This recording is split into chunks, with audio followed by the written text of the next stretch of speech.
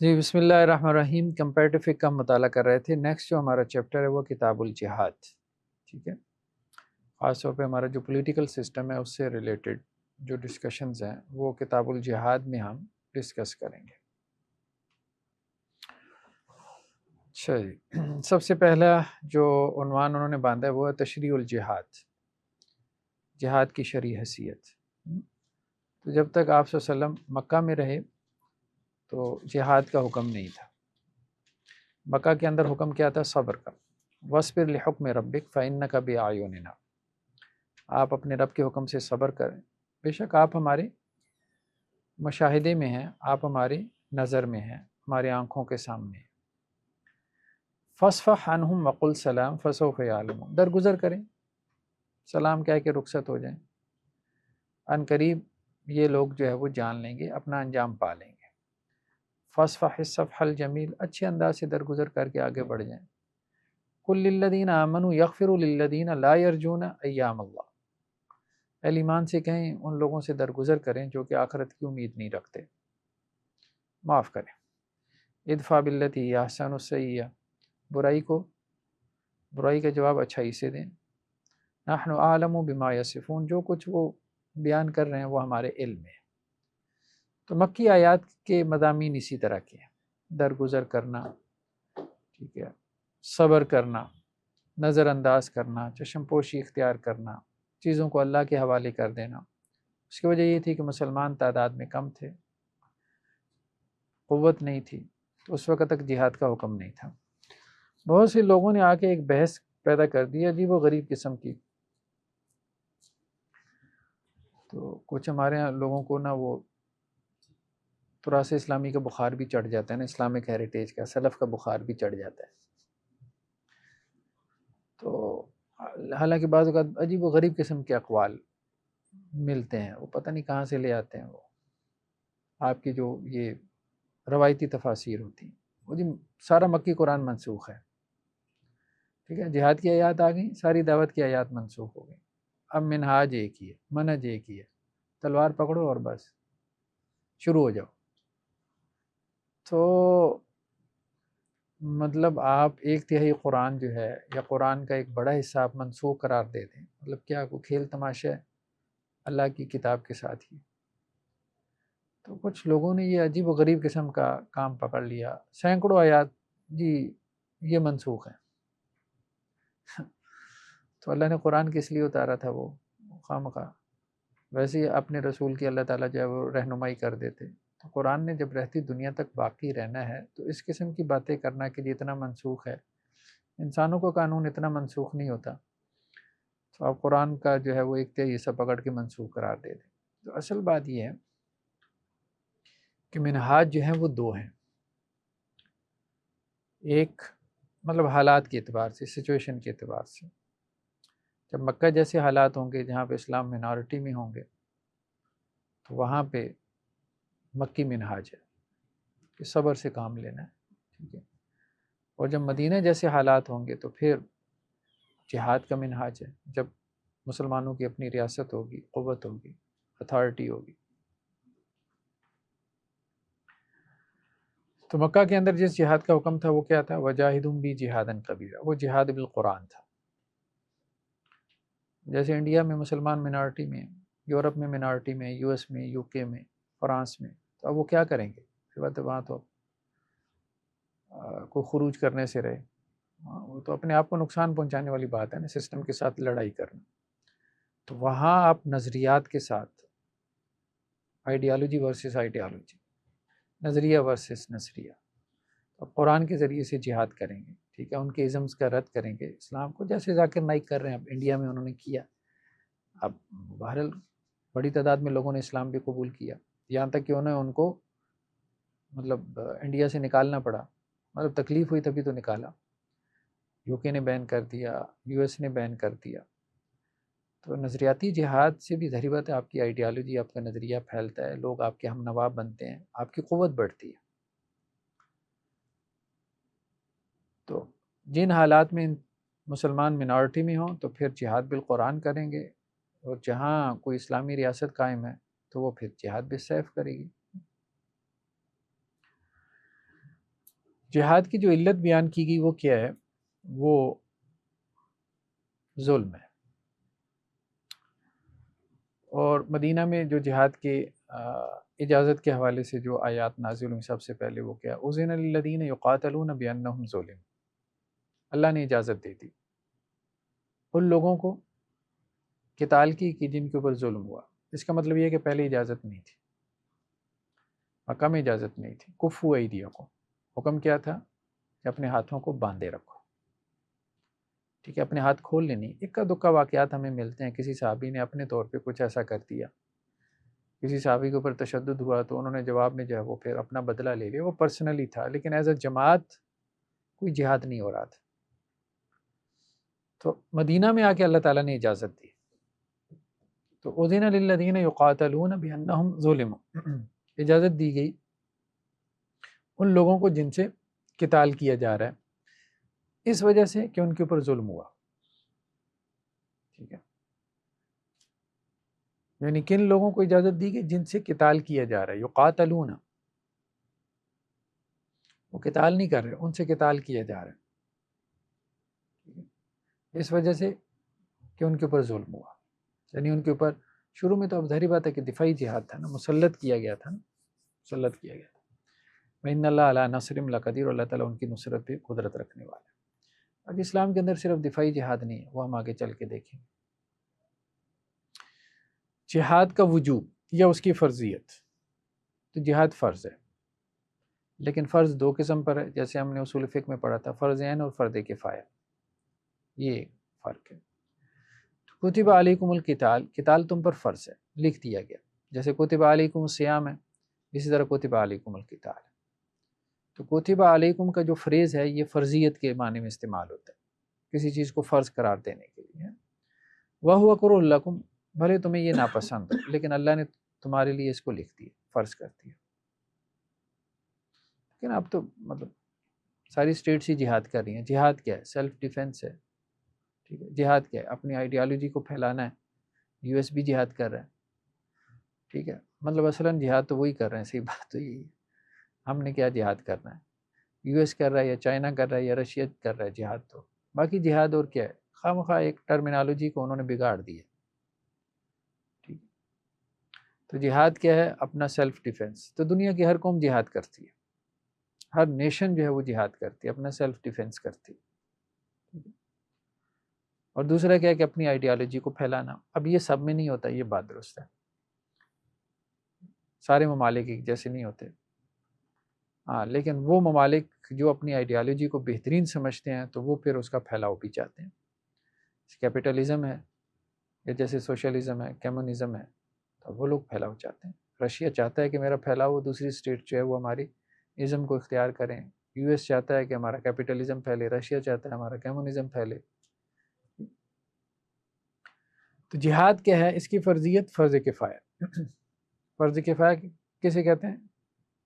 جو فرض سے اس کا مطالبہ نہ ہو بلکہ جماعت سے ہو، جماعت سے مطلوب۔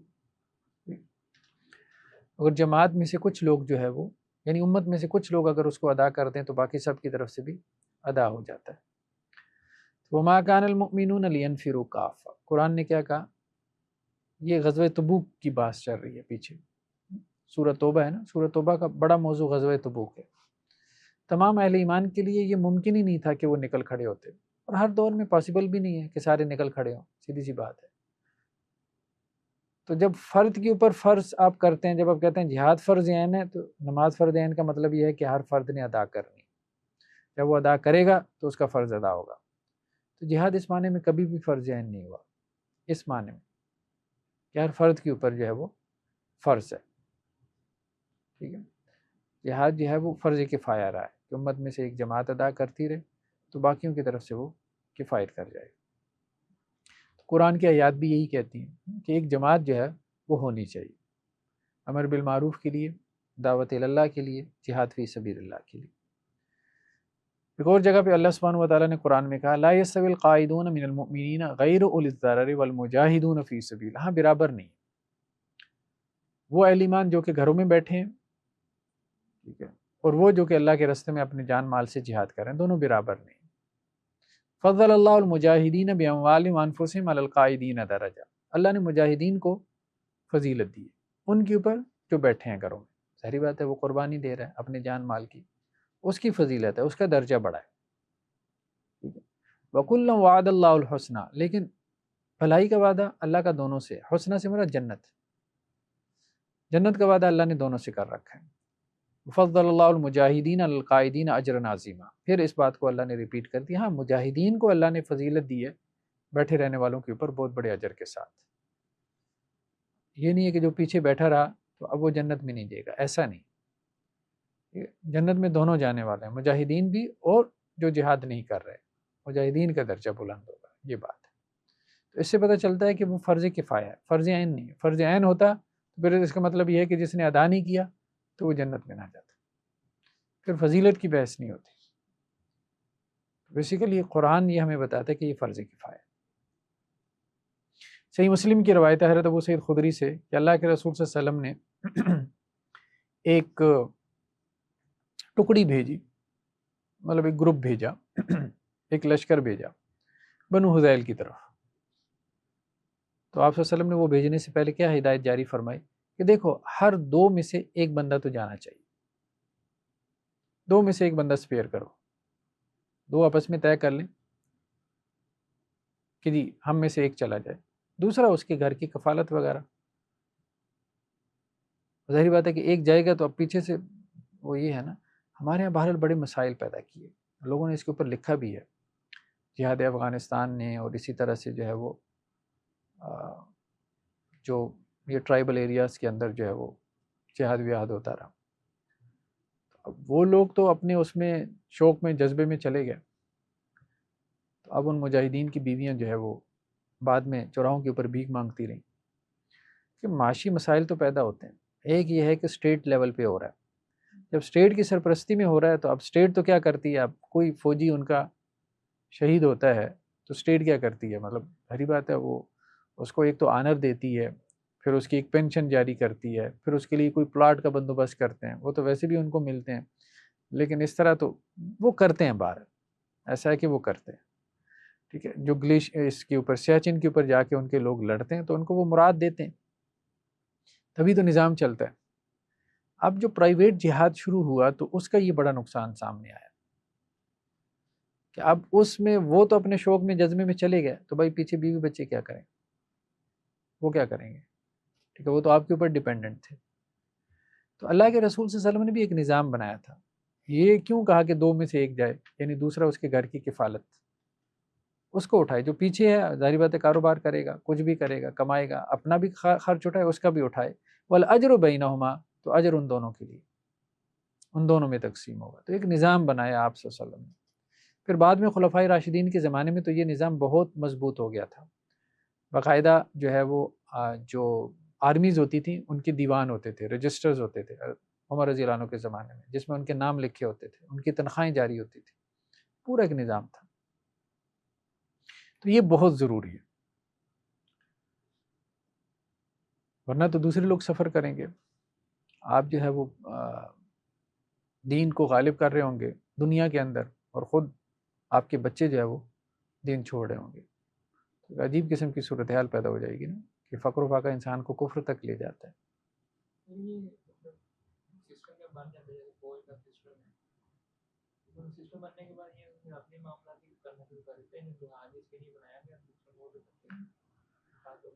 ہاں بہرحال اس پہ آگے چل کے گفتگو کرتے ہیں. تو خیر کہنے کا مقصد یہ ہے کہ جہاد بیسیکلی فرض کفایہ، اصل اس کا حکم فرض کفایہ. ہاں بعض حالات میں یہ فرض عین ہو جاتا ہے، اس کو ہم ڈسکس کرتے ہیں کن حالات میں فرض عین ہوتا ہے. تو فرض کفایہ کی 4 قسمیں. ٹھیک ہے. ایک جس کا تعلق جو ہے وہ درس و تدریس سے ہے، تعلیم و تعلم سے.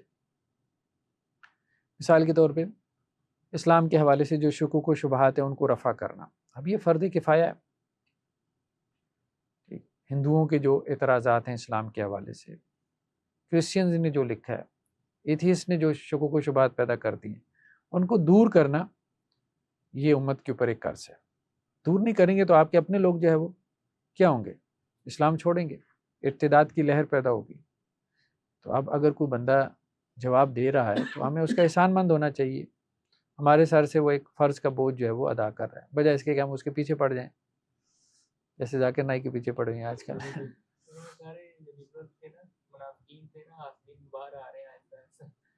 پاکستانی اسلام کو فالو کر رہے تھے، اسلام جب آئے گا تو ان کی اب سمجھ نہیں آ رہی، اب تو اپنی جنت کنفرم کر کے بیٹھے تھے پاکستانی اسلام کو فالو کر رہے. بس ایسا ہی.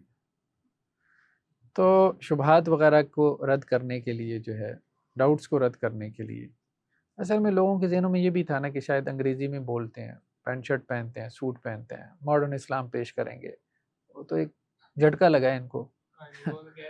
وہ تو مطلب سوٹ کے اندر سے ایک مولوی صاحب نکل آئے ہیں، اور وہ مولوی بھی ہمارے روایتی مولویوں سے 10 گنا بڑے مولوی.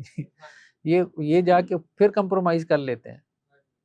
ہمارے مولوی صاحب جا کے بیٹھیں گے چینل کے اوپر تو وہ پھر خاتون کی طرف دیکھ لیں گے. ٹھیک ہے، کمپرومائز کر لیں گے.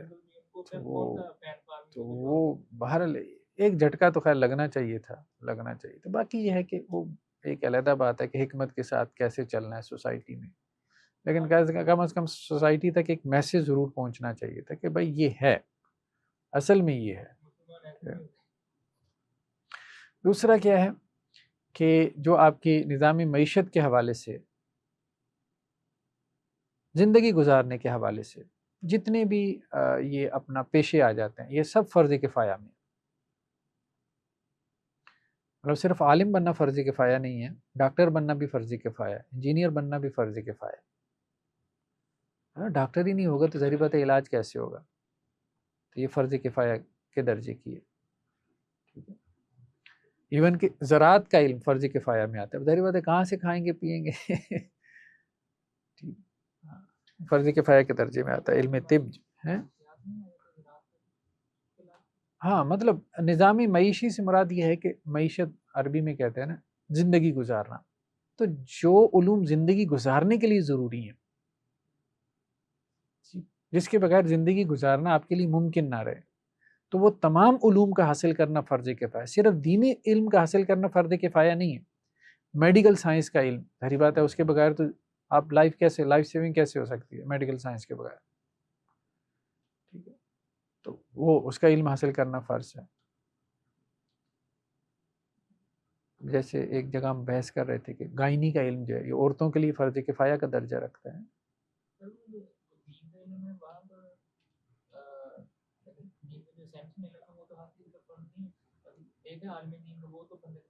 ہاں تو اسی کی بات، جیسے وہ انہوں نے کہا نا شکوک و شبہات جو اسلام کے خلاف پیدا ہوتے ہیں، مثال جو دی ہے، یہ والا جو علم ہے یہ فرض کفایہ ہے.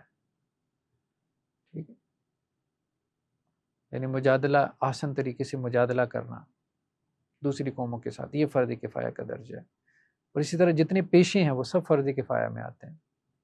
ترجیح نہیں ملے گا تو آپ کپڑے کیسے ٹھیک ہے، تو آپ کی سوسائٹی میں مطلب بیلنس ہونا چاہیے نا. اب ہم بھی کیا کرتے ہیں، سارے بچوں کو پڑھائی پہ لگا دیا. وہ سارے بچے، اگر سارے بچے ٹاپر بنیں گے، پڑھیں گے، ٹیچر ہی لگنا ہے سب نے جا کے، تو کسی نے اسٹوڈنٹ بھی تو بننا ہے، کوئی اور بھی تو سوسائٹی میں کام کرنا ہے نا، کہ نہیں کرنا. یہ مسائل اب یورپ کو دیکھنے پڑ رہے ہیں. وہ اس کو کیا کریں، امیگریشن کے ذریعے سے مسئلے کو حل کر رہے ہیں. لیبر بار سے بلوا لی، ساری سیٹ بن گیا. اب لیبر یو ای میں کیا ہوتا ہے، لیبر کہاں سے جاتی ہے مجھے بتائیں؟ مڈل ایسٹ میں. یہاں آپ کے بنگالی جا رہے ہیں، نیپال سے جا رہے ہیں، انڈین جا رہے ہیں، پاکستانی جا رہے ہیں، جی فلپائن سے جا رہے ہیں. اب وہ کیا کریں، سارے سیٹ بن گئے تو سوسائٹی کیسے چلے گی؟ کسی نے تو خدمت کرنی ہے نا، کو کھانا شانا پکانا ہے. ٹھیک ہے، تو اب یہ مسئلہ سوسائٹی اس کے بغیر چلتی نہیں ہے. تو پھر آپ کو دوسری قوموں سے ادھار لینا پڑتا ہے نا، ٹیلنٹ جو ہے دوسری قوموں سے ادھار لینا پڑتا ہے. ٹھیک ہے، اب یہی ہے. اب جاپان میں دیکھ لیں آپ، اور یورپین کنٹری، جرمنی میں دیکھ لیں، بوڑھے زیادہ ہو گئے، نوجوان ہے ہی نہیں. تو نئی نسل جو پیدا کرنا یہ بھی فرض کے درجے میں ہے نا. وہ نسل آئے گی تو پھر قوم کو سنبھالے گی. یوتھ ہے ہی نہیں آپ کے پاس تو قوم کیسے آگے چلے گی؟ نئے بچے آپ پیدا نہیں کر رہے، پرانے مر نہیں رہے. اب وہ کیوں مریں گے؟ ظاہری بات ہے، وہ فیسلٹیز اتنی زیادہ ہو گئی ہیں، علاج آپ نے نکال لیے، ایوریج عمر بڑھ گئی ہے. ٹھیک ہے، شادی کا ادارہ ختم کر دیا. اب وہ کیا کریں گے؟ بوڑھوں کی تعداد بڑھتی چلی جا رہی ہے آئے دن، نوجوان ہے کوئی نہیں. اب دوسری قوم سے نوجوان ادھار لے لیں.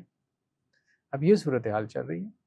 تو خیر بہرحال اس کو سوچنا چاہیے. یہ سارے پیشے جو ہیں اور خاص طور پہ اپنے بچوں کو بھی، ٹھیک ہے، ساروں نے مطلب جاب تھوڑی کرنی ہے، کچھ بزنس کی طرف بھی جائیں، وہ بھی فرض کفایہ ہے، کچھ لوگ ہونے چاہیے. اب دیکھیں نا، وہ تو ہم نے بائیکاٹ تو کر دیا جوش اور جذبے کے اندر، ٹھیک ہے، پیپسی کا، کوک کا بوتل ہی نہیں ملتی اب اس کے علاوہ، ٹھیک ہے. تو مطلب کوئی بوتل بنا کے جو ہے وہ آپ مارکیٹ کے اندر پھینکے تو صحیح، بہت سے اسٹور پہ جاتے ہیں، ہاں بھائی مطلب کوئی پاکستانی برانڈ کی دے دو یار، لیکن وہ پڑی نہیں ہوتی ان کے پاس، ٹھیک ہے، معیار بھی نہیں ہے. تو کچھ لوگوں نے کوشش کی ہے، اب صوفی کولا بنا لیا، گورمے کولا بنا لیا، لیکن اب اتنی بڑی پروڈکشن اس لیول کی نہیں ہو رہی نا جیسے وہ پروڈکشن کر رہے تھے، اب کوک اور پیپسی والے کر رہے تھے. اتنی بڑی پروڈکشن کہ وہ دیہاتوں تک ہر ایک جگہ پہ پہنچ جائے، ٹھیک ہے، کچھ خاص جگہ پہ اسپیسیفک جگہ پہ آپ کو مل جاتی. اب یہ کہ بزنس بھی تو آپ نے کرنا ہے نا، صرف یہ کہ پروڈکٹ سے بائیکاٹ تو نہیں کرنا، آپ سوسائٹی میں خلا تو نہیں پیدا ہوگا نا، لوگ کہیں سے تو وہ کچھ نہ کچھ تو پھر خریدیں گے نا، تو اس کی جگہ لینے کے لیے بھی تو ہونی چاہیے. تو وہ پروڈکٹس کہاں سے آئیں گے؟ اچھے بزنس مین پیدا کرو، ان کا بزنس ختم کرنا ہے تو اپنے اچھے بزنس مین پیدا کرو. تو یہ بھی فرض کفایہ، یہ بھی جہاد ہے. جو نماز کے مسائل ہوتے ہیں، روزے کے مسائل، یہ بھی فرض کفایہ میں شامل ہوں گے؟ ہاں، یہ بھی فرض کفایہ میں ایسا ہی ہے. انسان لازم ہے سیکھنا اس کو. بنیادی مسائل تو سیکھنا لازم ہے. بنیادی مسائل سے مراد یہ ہے کہ جو نماز کے لیے ضروری مسائل ہیں، کچھ اس کے مسائل تفصیلی ہیں. سر، یہ جو ہم پرسپیکٹو پڑھ رہے ہیں فرض کفایہ کا، اس کو اسلامک وے میں ہم کیسے ایک جنرل پیپل تک پہنچا سکتے ہیں جن کا انٹلیکچوئل لیول بہت ہائی نہیں ہے، وہ اس کو فرض عین نہیں سمجھ رہے ہوتے کہ جی بچے جو ہیں وہ اسلامیات ہی پڑھیں گے تو پتہ نہیں مسلمان بنیں گے. یہ والے پرسپیکٹو جب ان کو بتاتے ہیں تو کہتے ہیں نہیں، جو ہے اصل تو وہی ٹھیک ہے. سوسائٹی ایک مشین کی طرح ہے، مشین میں ہر پرزے کی اہمیت ہے، ٹھیک ہے. ہاں، ہر پرزے کا اپنا رول ہے، ٹھیک ہے. اب ہر کوئی کہے کہ جی میں نے باڈی کے اندر دل ہی بننا ہے، نہیں، دل کا اپنا رول ہے، دماغ کا اپنا ہے، آنکھ کا اپنا ہے، کان کا اپنا ہے، زبان کا اپنا ہے، ہر چیز کا اپنا رول ہے، ٹھیک ہے. تو کوئی سوسائٹی کا ہاتھ ہے، کوئی اس کا پاؤں ہے. تو آپ ہاتھ کہے کہ جی میں تو اونچا ہوں، پاؤں جو ہے، دیکھیں آپ کے گھر میں جو ہے وہ میڈ نہ آئے، ایک دن آپ کے گھر میں میڈ نہ آئے، اگر آپ عادی ہوں تو اب ظاہری بات ہے. ہمارے گھر میں تو یہ ہوتا ہے وہ بیگم ساروں کو لگا دیتی ہیں کام کے اوپر، جھاڑو پونچھا ہمیں بھی پکڑنا پڑ جاتا ہے تو وہ دعائی کرتے رہتے ہیں کہ میڈ چھٹی نہ کرے. صحیح بات ہے. کہنے کا مقصد یہ ہے کہ یہ ایسے ہی ہے، آپ ڈیپینڈنٹ ہوتے ہیں نا، ظاہری بات ہر بندے کا ایک رول ہے، اس کو آپ مائنس کر دیں تو سسٹم آپ کا جو ہے وہ چل ہی نہیں سکتا، کلیپس کر جاتا ہے. تو کسی کے بھی رول کی آپ نفی نہیں کر سکتے. تو یہ بہت اہم بات ہے. اب یہ مثال کے طور پہ یہاں پہ اب ایک بندہ یہاں آ کے چائے دے رہا ہے، اس کا اپنا ایک رول ہے، ٹھیک ہے. ہاں، آگے چل کے وہ حدیث میں آتا ہے نا کہ اللہ کے وسلم فرمایا کہ ایک تیر 3 لوگوں کو جنت میں پہنچائے گا، بنانے والا، پکڑانے والا، پکڑانے والے کا بھی رول ہے.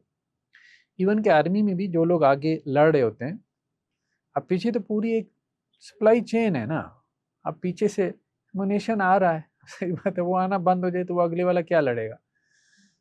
تو بارڈر کے اوپر ٹھیک ہے اس کی تو اہمیت ہے جو سامنے فرنٹ پہ لڑ رہا ہے، لیکن پیچھے اس کے بیک پہ جو کچھ ہو رہا ہے پوری ورکنگ ہے. ہاں، سبزیاں کاٹنے والے کی بھی بالکل ایسے. تو اس چیز کو سمجھنے کی ضرورت ہے، اس کا انکار نہیں کرنا چاہیے، اس کا انکار نہیں کرنا چاہیے. سوسائٹی کے ہر آدمی جو ہے وہ اپنا ایک رول پلے کر رہا ہے، اس کی اپنی اہمیت ہے.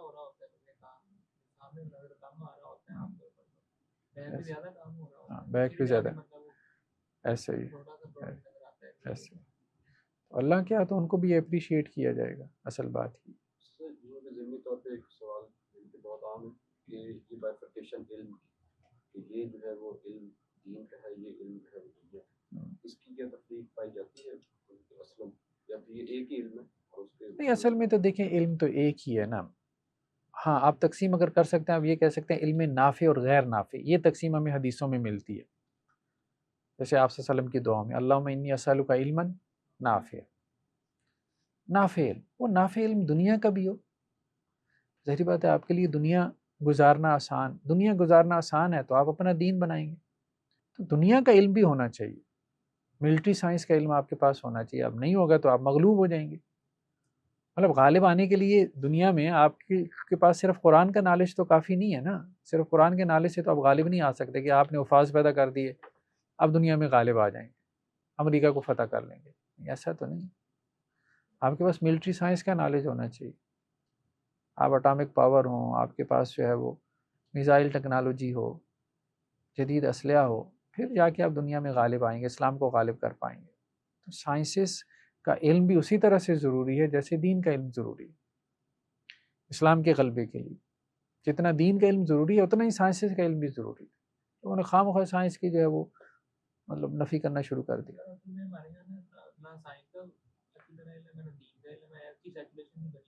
ہاں بس ایسا ہی. دین کا بیسک علم حاصل کرنے کے بعد سائنس ٹیکنالوجی یہ ساری چیزیں علم ہونا چاہیے تاکہ وہ دنیا میں ایک پرومیننٹ رول پلے کر سکیں. بالکل ایسے. اور اس کے لیے تو یعنی کہ جو ہمارا سسٹم ہے خاص طور پر ایجوکیشن سسٹم ہے وہ تو اس طرح کا مائنڈ سیٹ پروموٹ ہی نہیں کرتا ہے.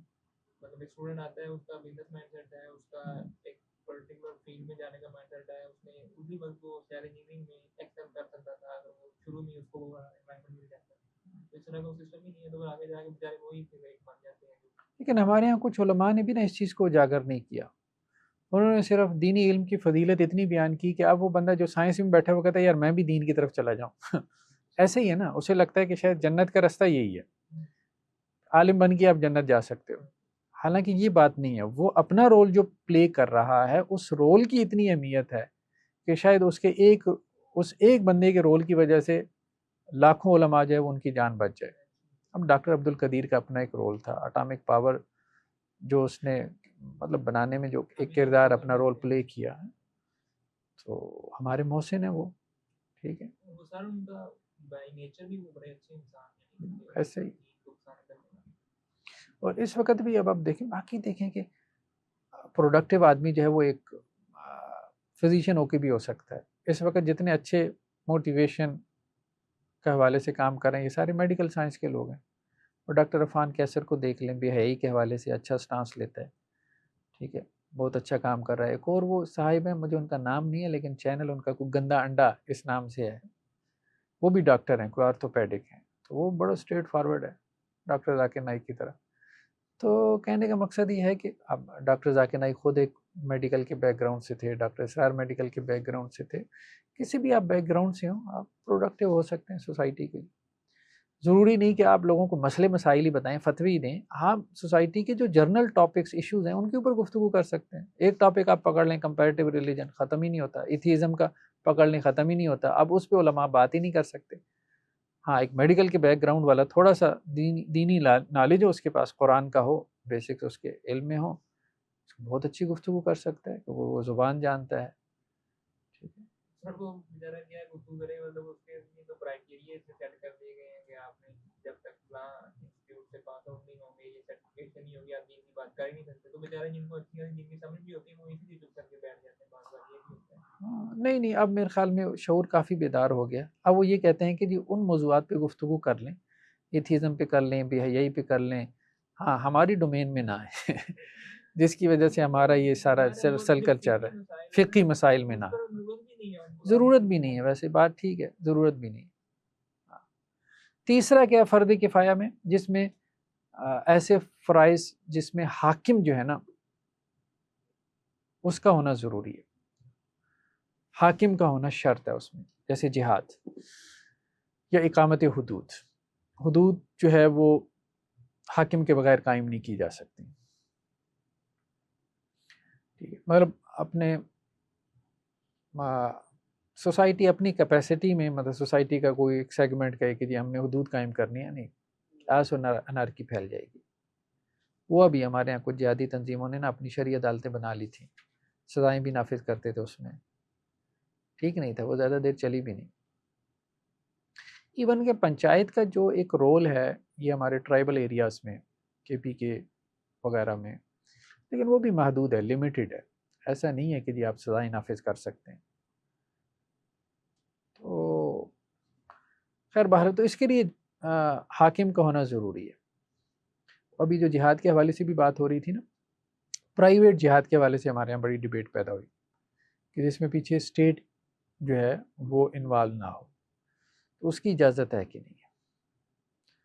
تو اس میں زیادہ تر کی رائے یہی ہے کہ نہیں، الاؤڈ نہیں. اسٹیٹ جو ہے جب تک اس کا مطلب سرپرستی نہ ہو، پیچھے جو ہے وہ کوئی نہ کوئی مسلمان حکمران نہ ہو، اس وقت تک وہ قیاس اور انارکی پھیلائے گا. اس کی وجہ یہ ہے کہ ہر گروہ کیا کرے گا، دوسری کے اوپر غالب آنے کی کوشش کرے گا. اور یہ ہم نے دیکھا ہے. اب لیبیا میں بھی کون لڑ رہا ہے آپس میں؟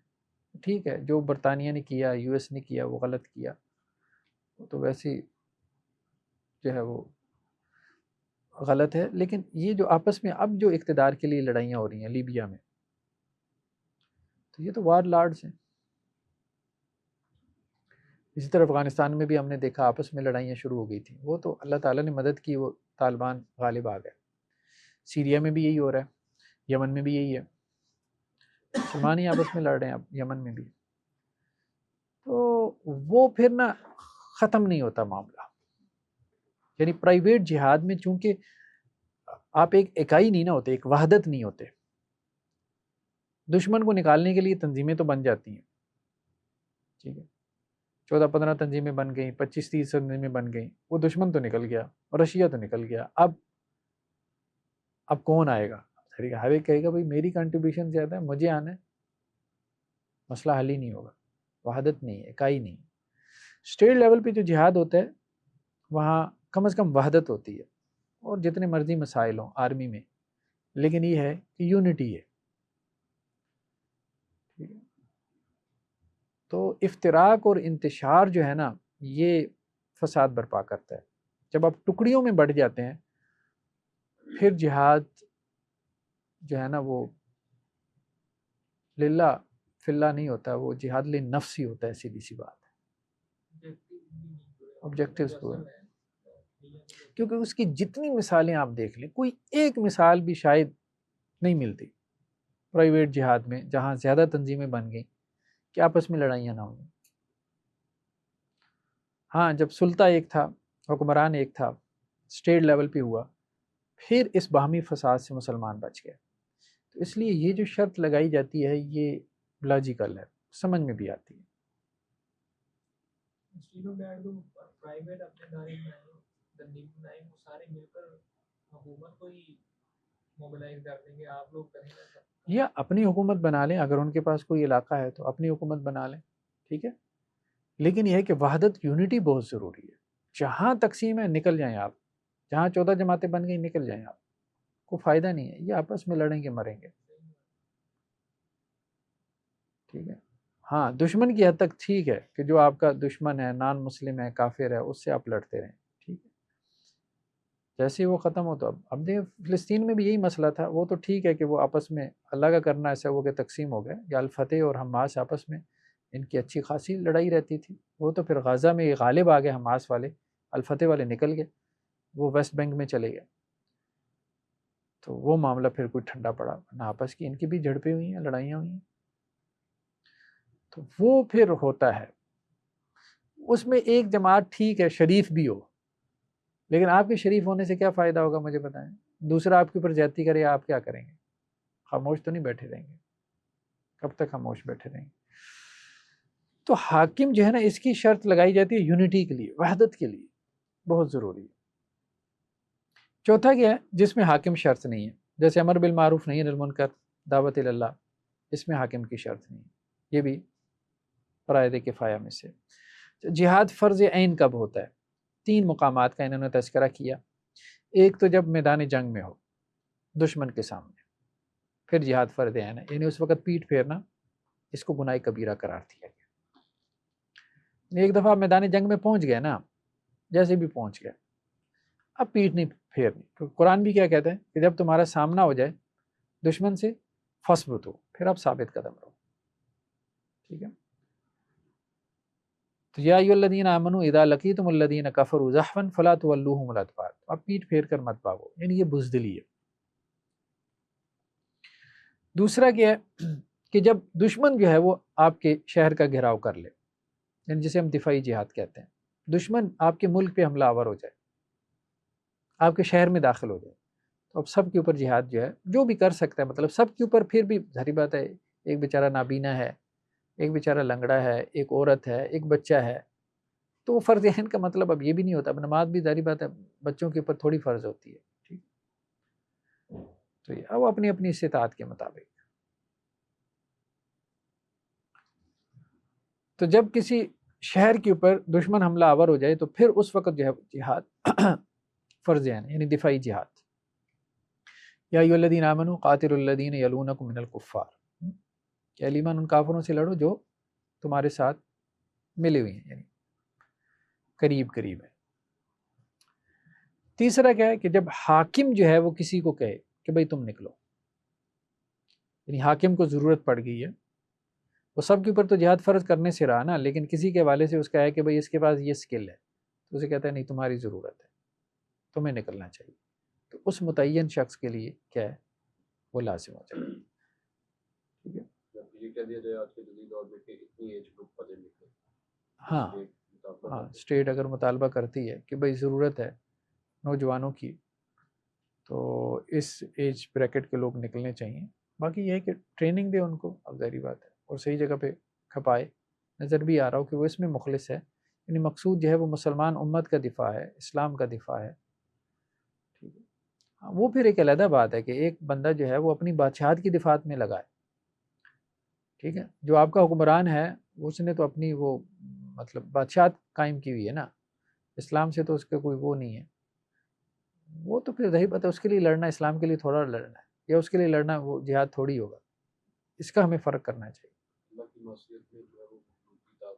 ہاں اللہ کی معصیت میں مخلوق کی اطاعت نہیں، لیکن ہم ایک اور بات بھی کر رہے ہیں نا، وہ معصیت کے لیے نہ بھی کر رہا ہوں. مثال کے طور پہ ایک جو ہے وہ مسلمانوں کا جو بادشاہ ہے وہ اپنی سلطنت کی توسیع کے لیے مثال کے طور پہ لگا ہوا ہے، اس کا مقصود صاف نظر آ رہا ہے، کوئی اسلام نہیں ہے. اب جیسے مغلوں میں اکبر بادشاہ تھا، ٹھیک ہے، جس نے دینی اکبری کو ایجاد کیا. اب اس کا مقصد کیا تھا؟ ظاہری بات ہے ہندوستان کے بڑے جو ہے وہ رقبے کے اوپر وہ قابض تھا اور بہت مضبوط بادشاہوں میں سے تھا.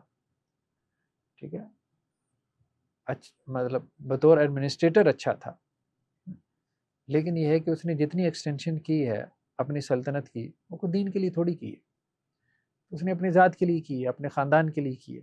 اب اس میں وہ کسی سے کہے کہ بھئی آ کے لڑو، مطلب اس کی بات نہیں ہو رہی، ہم یہ بات کر رہے ہیں. وہ جہاد کو فرض عین نہیں ہے اس کے لیے لڑنا، اس کی سلطنت کی توسیع کے لیے لڑنا. ٹھیک ہے، اس حکمران کے کہنے پہ لڑنا کہ جس کا مقصود، جس کا آبجیکٹو کیا ہو، دین اسلام کا غلبہ ہو. وہ باتیں آگے آ رہی ہیں. ہاں، جس کا مقصد ہو کہ میرا قبیلہ، میری جماعت غالب آ جائے، اس کے لیے لڑنا کوئی فرض عین نہیں ہے. میرا خاندان غالب ہو جائے، مطلب جو اپنے خاندان کی بقا کے لیے لڑ رہا ہو. جہاد کس کے اوپر واجب ہے؟ جہاد مسلمان کے اوپر پہلی بات. دوسرا میل کے اوپر، مذکر، عورتوں پہ جہاد نہیں ہے. عاقل کے اوپر، بالغ اور صحت مند، اور جس کے پاس مالی استطاعت ہو. ٹھیک ہے، قرآن میں کہتے ہیں لیس علی الضعفاء ولا علی المرضى، کمزور لوگ، بوڑھے، ان کے اوپر جہاد نہیں ہے، مریضوں کے اوپر بھی نہیں ہے. ٹھیک ہے، ولا علی الذین لا یجدون ما ينفقون، اور جن کے پاس کچھ خرچ کرنے کو نہیں ہے. مطلب اب ظاہری بات ہے جہاد میں نکلنے کے لیے سواری تو چاہیے ہوتی تھی نا، اب کسی کے پاس سواری نہیں ہے تو اس کے اوپر بھی جہاد نہیں. لیس علی الاعمى حرج ولا علی الاعرج حرج، ایک اور جگہ پہ قرآن میں ہے کہ اندھے کے اوپر بھی کوئی تنگی نہیں، لنگڑے کے اوپر بھی کوئی نہیں، ولا علی المریض حرج، اور مریض پہ بھی کوئی، جو معذور ہے اس پہ بھی جہاد نہیں ہے، بیمار ہے اس کے لیے بھی جہاد فرض نہیں ہے. ٹھیک ہے، اور جو فقیر ہے اس کے اوپر بھی جہاد فرض نہیں. حضرت ابن عمر سے روایت ہے، عبداللہ بن عمر رضی اللہ عنہ، کہ یوم احد میں مطلب مجھے اللہ کے رسول صلی اللہ علیہ وسلم کے سامنے پیش کیا گیا. میں اس وقت 14 سال کا تھا، تو آپ صلی اللہ علیہ وسلم نے مجھے جہاد میں شرکت کی اجازت نہیں دی. ٹھیک ہے، تو گویا کہ وہ بچہ کہ جو ابھی بالغ نہیں ہوا تو اس کے لیے بھی جہاد نہیں، کم از کم 15 سال عمر ہو، جو ہمیں روایتوں سے ملتا ہے. صحیح بخاری کی روایت ہے حضرت عائشہ رضی اللہ عنہ سے کہ میں نے اللہ کے رسول صلی اللہ علیہ وسلم سے کہا کہ کیا عورتوں کے اوپر جہاد فرض ہے؟ آپ صلی اللہ علیہ وسلم فرمایا ہاں، عورتوں کے لیے جہاد ایسا جہاد ہے کہ جس میں قتال نہیں. اس کا مطلب یہ ہے کہ ایک جہاد وہ بھی ہوتا ہے جس میں قتال. یہ جو جہاد از اکول ٹو قتال کر دیا گیا یہ بھی غلط ہے، یہ صحیح بخاری کی روایت ہے، جہاد لا قتال فی، جہاد ہے لیکن اس میں قتال نہیں. جہاد کا مطلب ہی جد و جہد کرنا ہے. تو غلبہ دین کی جو بھی جد و جہد ہے وہ جہاد ہے. قتال بھی اس میں شامل ہے، قتال اس کی ایک اعلیٰ ترین صورت ہے. لیکن یہ ہے کہ کوئی قرآن کے ذریعے سے جہاد کر رہا ہے، کوئی نفس کے ساتھ جہاد کر رہا ہے، تو یہ بھی جہاد میں ہے. تو آپ صلی اللہ علیہ وسلم فرمایا عورتوں کا جہاد کیا؟ الحج والعمرہ، حج اور عمرہ. ٹھیک ہے. اور ایک اور روایت میں کہ افضل جہاد کیا؟ حج مبرور، ایسا حج جس کو اللہ تعالیٰ ایکسیپٹ کر لے. یہ جو ایمبیگوٹی پیدا ہوئی ہے جہاد از قتال والی، کیا یہ اسی وجہ سے کچھ لوگوں کا خیال ہے کہ احادیث کا بھی مجموعہ ہے، اس میں 70-75 یعنی 80% کے قریب احادیث میں جہاد جو ہے وہ قتال والا ہی لیا جاتا ہے، یعنی کہ وہی مراد ہے. کچھ افراد ان کے یہ بھی بیان کرتے ہیں کہ یا اس وجہ سے جو ہے وہ ایمبیگوٹی پیدا ہوئی، یعنی کہ اسی طرح سے اتنا ہی بڑا حصہ یعنی کہ جہاد. ہاں عام طور پہ آپ کہہ سکتے ہیں کہ جی جہاد سے مراد جو ہے وہ قتال ہوتا ہے، یہ بات بھی ٹھیک ہے، لیکن ہر جگہ اس سے مراد قتال نہیں ہوتی، ہر جگہ اس سے مراد قتال نہیں ہوتی. ٹھیک ہے. اور شہید صرف وہی نہیں ہے جو میدان جنگ کا شہید ہے، اور بھی کئی لوگوں کو شہید کا ٹائٹل دیا گیا. ہاں یہ ہے کہ وہ درجے میں افضل ہے، یا یہ کہا جا سکتا ہے کہ جہاد کی افضل ترین صورت قتال ہے. شہادت کی افضل ترین صورت وہی ہے کہ جو میدان جنگ کا شہید ہے. حضرت انس سے روایت ہے یوم احد والے دن جو ہے جب یہ احد کا معاملہ ہوا، مطلب لوگ جو ہے وہ بھگدڑ مچی اور وہ ایک مسلمانوں کو پریشانی کا سامنا کرنا پڑا، تو وہ کہتے ہیں میں نے حضرت عائشہ رضی اللہ عنہ کو دیکھا اور ام سلیم کو دیکھا کہ وہ جو ہے وہ اپنی مشکیزوں میں پانی بھر کے لا رہی تھی، اور جو بھی زخمی ہوتے تھے ان کے منہوں میں وہ پانی انڈیل رہی تھی. پھر وہ پانی ختم ہو جاتا تو دوبارہ وہ پانی بھر کے لاتی، اور پھر جو ہے وہ ان کو پانی پلاتی تھی، زخمیوں کو، یعنی جو میدان احد کے زخمی تھے. اسی طرح جو ہے وہ حضرت انس ہی سے روایت ہے کہ اللہ کے نبی صلی اللہ علیہ وسلم جو ہے وہ کسی غزوے پہ نکلتے تھے، اور آپ کے ساتھ جو ہے وہ ام سلیم اور انصار کی کچھ اور عورتیں بھی ہوتی تھیں، تو وہ زخمیوں کو پانی پلاتی تھی اور ان کی مرہم پٹی بھی کرتی تھی. یعنی عورتوں کا جہاد یہی ہے، جسے آپ نرسنگ کا ڈپارٹمنٹ کہتے ہیں.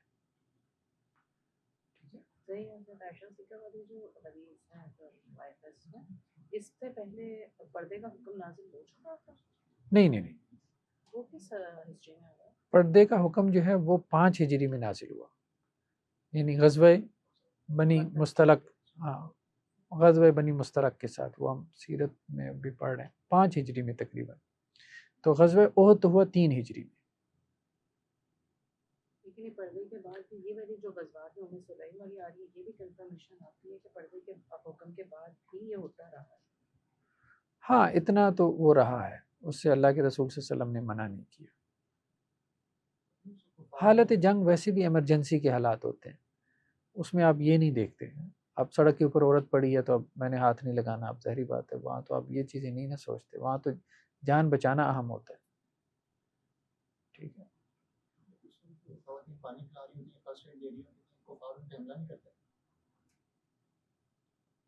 اب یہ بہرحال شاید سوسائٹی میں اس چیز کو اچھا نہ سمجھا جاتا ہو، کلچرلی اچھا نہ سمجھا جاتا ہو. ویسے ہمارے یہاں بھی ابھی تک یہ چیز اس لحاظ سے تو ایکسیپٹیڈ ہے کہ ریڈ کراس وغیرہ جو اس قسم کی تنظیمیں ہوتی ہیں ان پہ حملہ نہیں کیا جاتا، کیونکہ وہ دونوں پارٹیز کو پتہ ہوتا ہے کہ جی ان کا مقصد جو ہے وہ کوئی جنگ کا کسی کی طرف سے پارٹنر بننا نہیں ہے، بلکہ صرف زخمیوں کو اٹھانا اور ان کی مرہم پٹی کرنا.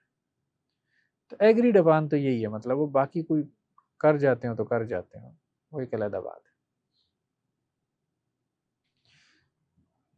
تو انڈرسٹینڈنگ بہرحال یہی ہے.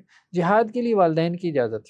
حضرت عبداللہ بن مسعود سے ہے کہ میں نے اللہ کے رسول صلی اللہ علیہ وسلم سے سوال کیا کہ اللہ تعالیٰ کو سب سے محبوب عمل کیا ہے؟ تو آپ صلی اللہ علیہ وسلم فرمایا نماز وقت پہ ادا کرنا. میں نے کہا پھر اس کے بعد؟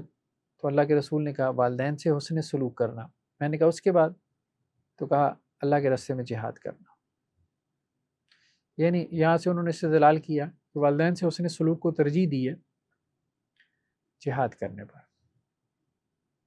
ٹھیک ہے. تو اس لیے والدین کی اجازت ضروری ہے.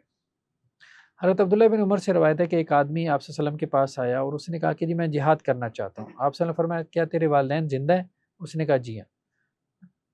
تو آپ نے فرمایا یہی تیرا جہاد ہے، انہی میں جا کے جہاد کر، یعنی ان کی خدمت کر، یہی تیرا جہاد ہے. یعنی بڑھاپے میں والدین کو چھوڑ کے چلا جانا جہاد کے اوپر جبکہ والدین کو اس کی ضرورت ہو تو یہ جائز نہیں، یہ جائز نہیں.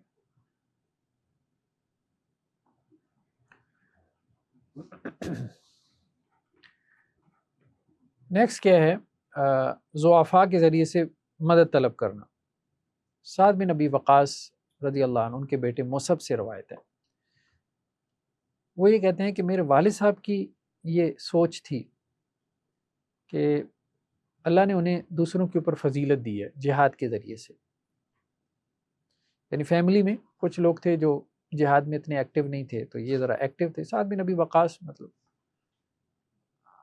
بہت اچھے سپہ سالار بھی تھے، مرد میدان بھی تھے، تو وہ اس چیز کو تھوڑا سا وہ کرتے تھے کہ مجھے دوسروں کے پر اس حوالے سے فوقیت حاصل ہے. تو اس پہ اللہ کے نبی صلی اللہ علیہ وسلم نے تبصرہ کرتے کہ حل تنصرون وترزقون الا بضعفائکم، اللہ تعالیٰ تمہاری مدد جو ہے اور تمہیں رزق بھی تمہارے ضعیف لوگوں کی وجہ سے دیتے ہیں.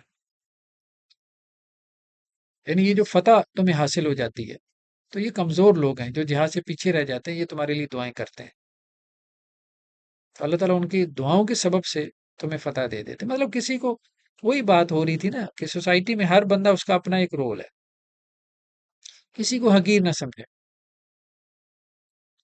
اب جیسے ہمارے ہاں جو چند ایک ابھی تو خیر یہ پرائیویٹ ملیٹنٹ گروپس ہوتے ہیں، مطلب جو پہنچ جاتے ہیں جہاد کرنے، وہ نوجوان اب وہ پیچھے علماء کو تانے دینا شروع کر دیتے ہیں، یہ تو یہاں بیٹھے ہیں بس اے سی میں بیٹھ کے باتیں کر رہے ہیں. تو ان کا جو رول ہے وہ پلے کر رہے ہیں نا اپنے رول میں، وہ نہیں دیکھتے. ہاں وہ نہیں دیکھتے. ٹھیک ہے، تو ہر ایک کا اپنا ایک رول ہے. اگر آپ اس کے رول کی نیگیشن کریں گے تو آپ کا دین بھی گر جائے گا. یعنی اس کے رول کو تو ایکنالج کریں کہ وہ کیا کر رہے ہیں. وہ کیا کاریج کریں.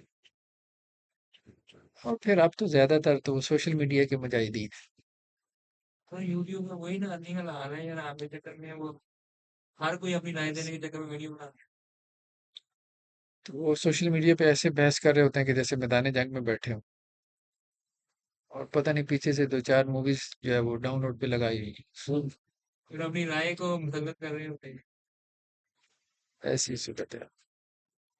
حضرت ابو دردہ سے بھی روایت ہے کہ میں نے اللہ کے رسول صلی اللہ علیہ وسلم سے سنا کہ مجھے کمزوروں میں تلاش کرو. بعض اوقات یہ ہوتا ہے نا کہ فیملی میں کچھ لوگ کما رہے ہوتے ہیں اور کچھ فیملی میں بعض اوقات جیسے کوئی معذور بچہ ہوتا ہے. اصل میں اس میں ایک چیز تو بہت اہم ہے کہ جس کا جو رول ہے نا اسی کو پلے کرنا چاہیے. ڈپارٹمنٹ تو ہمارے یہاں کون سا ڈپارٹمنٹ کام کر رہا ہے، سیدھی سی بات ہے. آپ کوئی جج کام نہیں کر رہا تو میرے پاس آ کے کوئی مجھے یہ کہے کہ جی ہماری جو کورٹس ہیں ان کے ججز کام نہیں کر رہے، تو آپ ایسا کریں کہ آپ جج بننے کے لیے محنت کریں اور کورٹ میں آئیں تاکہ شریعت کے مطابق فیصلے ہو سکیں. تو میں اسے کیا جواب دوں گا؟ آپ خود سوچیں. یہی معاملہ ہے کہ جی ہسپتالوں میں ڈاکٹر کام نہیں کر رہے. حافظ صاحب آپ کو ڈاکٹر بننا چاہیے، آپ عالم دین ہیں تو یہ فرض آپ کا ہے کہ آپ ڈاکٹر بنیں تاکہ لوگوں کی جان جو ہے نا وہ سیو ہو سکے. ٹھیک ہے، تھانے دار کام نہیں کر رہا حافظ صاحب، بہت کرپشن ہے، بہت ظلم ہے، تو آپ ایسا کریں کہ آپ جو ہے نا انسپیکٹر کا امتحان دیں اور آپ تھانے دار لگ جائیں. تو جتنی بے وقوفانہ یہ بات ہے نا اتنی بے وقوفانہ یہی بات ہے کہ علماء کو کہیں کہ جی اب آپ نا میدان جہاد میں جائیں. چونکہ اسٹیٹ کام نہیں کر رہی، جہاد نہیں کر رہی، تو اب آپ کا یہ فرض ہے کہ آپ جا کے جو ہے نا وہ لڑے مریں. اس کی ٹریننگ ہی نہیں ہوئی بیچارے کی، اس کے لیے اس کی زندگی نہیں گزری. ٹھیک ہے، ان خطوط کے اوپر تو آپ خواہ مخواہ اس کو ضائع کریں گے اور کچھ بھی نہیں کریں گے، فائدہ بھی نہیں ہوگا. تو کہنے کا مقصد یہ ہے کہ یہ ایک تو یہ ہے کہ اس میں ہمیں بہت وائز ہونا چاہیے کہ یہ جو سوسائٹی سے ہم چاہتے ہیں کہ جی نوجوان بھرتی کریں، ہمارے یہاں ہوتا یہی ہے نا، یہ جو پرائیویٹ ملیٹنٹ گروپس ہوتے ہیں یا جہادی تنظیمیں سوسائٹی سے نوجوان اٹھائیں. دیکھیں جہاد ہونا چاہیے، اس میں تو کوئی اختلاف نہیں، ضرورت ہے، مظلوم مسلمانوں کی مدد ہونی چاہیے. فریضہ کس کا ہے؟ اسٹیٹ کا ہے، ریاست کا ہے. ٹھیک ہے، ویل آرگنائزڈ آرمیز ہیں، انہیں اس کی تنخواہ ملتی ہے، انہیں وہ کام کرنا چاہیے. ڈاکٹر کو اس کے کام کی تنخواہ مل رہی ہے، جج کو مل رہی ہے، ٹھیک ہے، تھانے دار کو مل رہی ہے، اس کے بارے میں آپ آ کے مجھ سے مطالبہ نہیں کرتے کہ میں ان کا کام کروں. ایک اور بندہ جو ہے پورا ادارہ اس کام کے لیے بھرتی ہے، ٹھیک ہے، تنخواہیں لے رہا ہے، مراد لے رہا ہے، آپ کہتے ہو بھائی حافظ صاحب آپ آ کے اس کا کام کرو. میں کس خوشی میں کروں؟ میں کس خوشی میں کروں؟ یا آپ نوجوانوں کو کہتے ہیں کہ جی آپ جو ہے نا ان کے حصے کا کام کریں. بھائی کس خوشی میں کام کریں نوجوان؟ جس کی جو ذمہ داری ہے وہ پلے کریں. ہاں نوجوانوں کی ذمہ داری، میری آپ کی ذمہ داری یہ ہونی چاہیے کہ بھائی قاضی کو کہیں بھائی اپنا رول پلے کرو، تھانے دار کو کہیں بھائی اپنا رول پلے کرو، ٹھیک ہے، آرمی کو کہیں کہ بھئی آپ اپنا رول پلے کرو. یہ کام ہے جو کرنے والا ہے. اگلے بھی یہی چاہتے ہیں، ٹھیک ہے، اگلے بھی یہی چاہتے ہیں کہ مراد ہم لیں، تنخواہیں ہم لیں، عیاشی ہم کریں، دوسرے جا کے ہمارے حصے کا کوئی کام کریں. وہ تو یہ چاہتے ہیں. یہ ایسے نہیں چلے گا نا، ایسے چلانا چاہیے. ایک بات تو یہ اس میں اب یوتھ کو بھی خاص طور پہ یہ جو جذبات ان کے بھڑکا دیے جاتے ہیں، بھئی آپ جا کے لڑو مرو، یہ کرو کرو. بھئی کیوں لڑے مریں؟ جن کا کام ہے لڑنا مرنا وہ جا کے لڑے مریں، ٹھیک ہے. تو ان کا کام میں کیوں سنبھالوں؟ تو میں نے اپنا ایک کام سنبھالا ہوا ہے، میں اس میں ایکسپرٹ ہوں، ساری زندگی میں نے اس میں لگائی ہے، تو مجھے وہی کام کرنا ہے. ٹھیک ہے، یہ جو شعور دینا ہے، یہ تھوڑی بات ہے کہ بھئی اس کا کام ہے اس کو کرنے دو. اس سے بڑا شعور اور کیا ہوگا؟ خواہ مخواہ تم مارے جا رہے ہو. لیکن لوگوں کو یہ بات سمجھ میں نہیں آتی. ہمارے یہاں ہوتا ہے کہ کام کسی کا ہے، اب ذمہ داری کوئی اور اٹھا لے. ایک بات تو یہ. دوسرا ہاں یہ بات ٹھیک ہے کہ جی اب اس چیز کی اگر ضرورت ہے تو ضرورت یہی ہے، یہ نہیں ضرورت کہ ہم وہ کام پکڑ لیں، ضرورت یہی ہے کہ متوجہ کریں، اسٹیٹ کو ریاست کو متوجہ کریں، اس کے اوپر پریشر ڈالیں. دیکھیں اسٹیٹ انوالو ہوئی نا تو آپ نے کشمیر 1/3 لے لیا. 49 میں آپ کی اسٹیٹ انوالو ہوئی تو 1/3 کشمیر آپ نے لے لیا. ٹھیک ہے، اب اس کے بعد جب اسٹیٹ انوالو نہیں ہوئی تو آپ نے کیا لیا؟ اس کے بعد کچھ بھی نہیں نا لیا. ہاں تو اسٹیٹ جو ہے نا، اب 65 میں بھی آپ نے بہت حد تک آپ اندر چلے گئے تھے، پنجاب کا اچھا خاصا انڈیا کا حصہ آپ نے لے لیا تھا، وہ تو پھر آپ کو وہ واپس جانا پڑا. ٹھیک ہے، UNO درمیان میں پڑ گیا. تو کہنے کا مقصد یہ ہے کہ مسائل کا حل اگر آپ سمجھتے ہیں کہ جی آزادی ملے، کوئی مسائل حل ہوں، تو مسائل کا حل تو ریاستی جہاد میں، اسٹیٹ لیول کے جہاد میں، ملیٹنٹ گروپس کے جہاد میں مسائل کا حل نہیں ہے.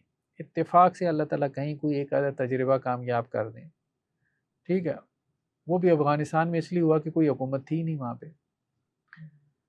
باقی تو اکثر و بیشتر آپ امت مسلمہ کا حال دیکھ رہے ہیں. پرائیویٹ جہاد نے کیا پیدا کیا؟ فساد زیادہ پیدا کیا. تو اس وقت بھی اب غزہ کے مسئلے کا بھی اگر حل ہے تو وہ کیا ہے؟ ریاستی جہاد ہے.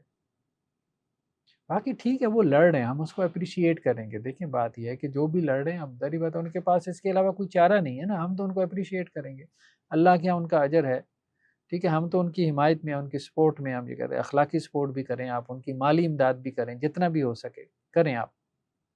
لیکن اگر آپ یہ کہیں کہ جی یہاں سے لوگوں کو ہم بھرتی کریں، حماس کے ساتھ جا کے لڑیں، تو آپ کا کیا خیال ہے؟ یہ کوئی وائز ڈیسیژن ہوگا؟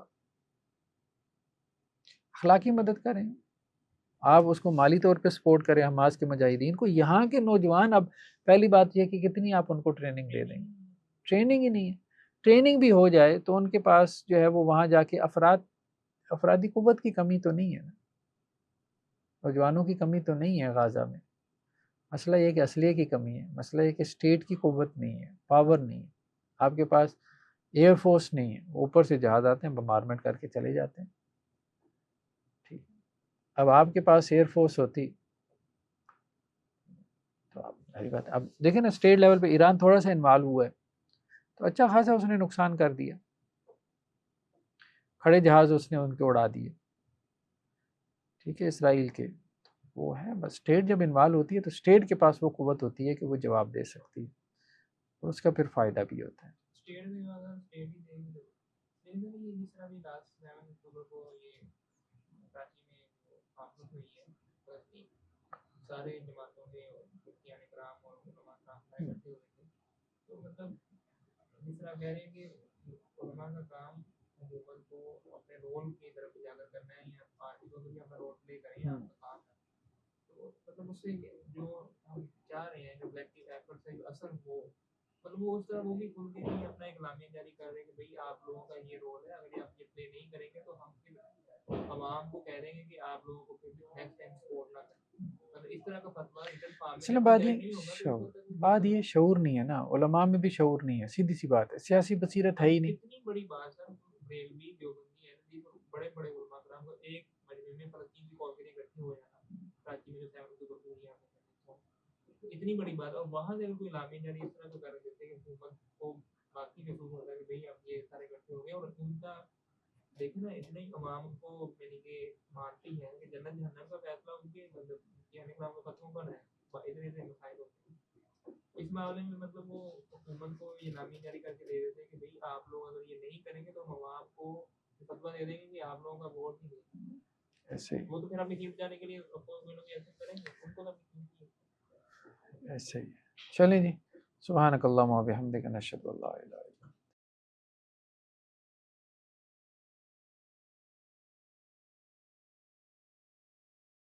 नाज़रीन अस्सलाम वालेकुम वरहमतुल्लाहि वबरकातुहू। मस्जिद अर्रहमान एंड कम्युनिटी सेंटर के तहत हमारे बहुत से प्रोजेक्ट्स चल रहे हैं, उसमें वेलफेयर के प्रोजेक्ट हैं जैसे कि राशन प्रोग्राम है, इसी तरह से medical camps, monthly medical camps लगाए जाते हैं।